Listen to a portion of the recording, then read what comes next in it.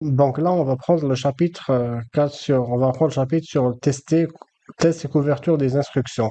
On prend l'exemple du parapluie et je vous le détaille un peu plus dans le schéma. L'exemple, c'était s'il pleut, je prends mon parapluie. Fin, si je sors de la maison, du coup, on a la ligne 2 et 4 qui sont des instructions. Quand ce sont des instructions, ce sont des carrés. Et quand ce sont des décisions, c'est des losanges. Donc, des décisions, voilà. J'ai fait un losange, du coup, je vais voir ici où je vais vers. Donc là, c'est ce que j'ai pris la décision ou pas. Du coup, on a une instruction 2.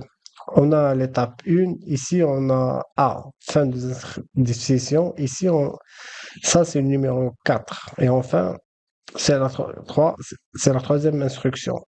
Et comme si une instruction, on va faire un rectangle, voilà, du coup, je vais vous expliquer un petit peu ce schéma. Donc, pour qu'on se comprenne bien, donc je répète l'exemple 1, un cycle, je prends mon parapluie ou pas. C'est soit je le prends, soit je le prends pas.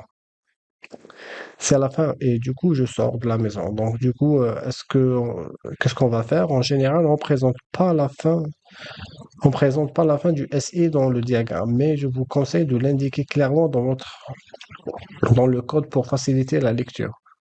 On l'a mis ici, la fin. Si, donc notre exemple, finalement, on se pose la question, combien de thèses on va faire? On a une décision à prendre. S'il pleut, je prends un parapluie ou je le prends pas. Donc, je prends le parapluie, je ne le prends pas. Et si je le prends, il y a une instruction. Donc, si dès le début, je ne le prends pas, on atterrit directement à la fin, je sors de la maison. Donc, finalement, on se pose la question, combien de tests on va faire? Ben, la réponse, elle est simple. On va faire qu'un seul test. On va tester avec l'instruction et le parapluie. Et du coup, on sort de la maison. Donc, il pleut. Je mets mon parapluie, je sors de la maison. C'est aussi simple que ça.